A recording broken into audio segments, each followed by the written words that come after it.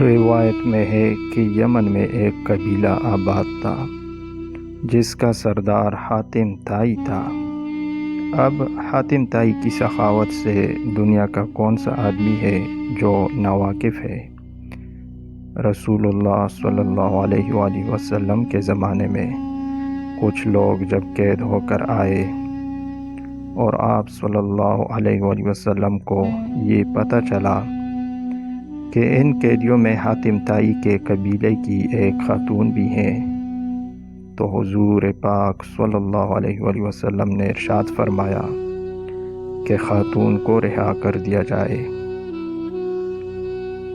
خاتون کو جب رہائی کی خوشخبری سنائی گئی، اس نے یہ کہہ کر آزاد ہونے سے انکار کر دیا کہ میرے ساتھ قبیلے کے دوسرے افراد بھی ہیں۔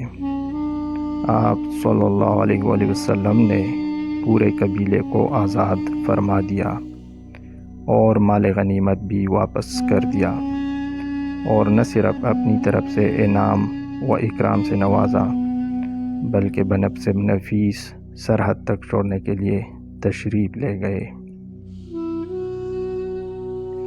حاتم طائی کی سخاوت کے ضمن میں ایک قصہ بیان کیا جاتا ہے کہ روم کے بادشاہ کی دربار میں ایک دن حاتم طائی کی سخاوت کا تذکرہ تھا۔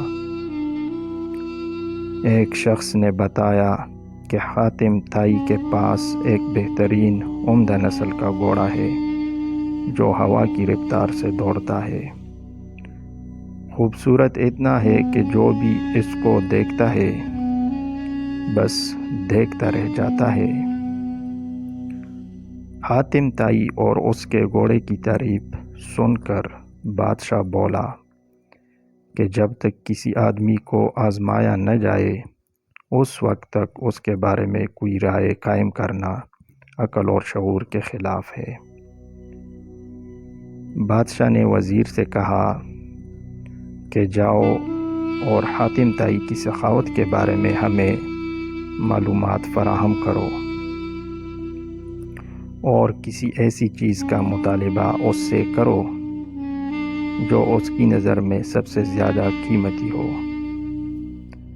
دربار میں ایک درباری نے کہا کہ حاتم طائی کے لیے سب سے زیادہ عزیز اور سب سے زیادہ قیمتی اس کا تیز رفتار ایک گھوڑا ہے۔ بادشاہ کو درباری کی یہ بات پسند آئی اور اس نے وزیر سے کہا کہ تم خود حاتم طائی کے پاس جاؤ اور اس سے وہ گھوڑا مانگ لاؤ۔ اگر وہ گھوڑے کا ایثار کر دیتا ہے تو حاتم طائی یقیناً سخی ہے۔ روم سے چلتا ہوا یہ وفد منزل طے کرتا ہوا رات کے وقت حاتم طائی کے گھر پہنچا۔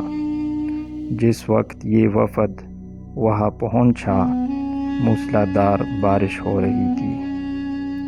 اندھیرے میں بادلوں کی گرج ماحول کو خوفناک بنائے ہوئے تھے۔ ایسے خراب موسم میں کسی مہمان کی مہمان نوازی کرنا تو درکنار گھر سے نکلنا بھی ممکن نہیں تھا،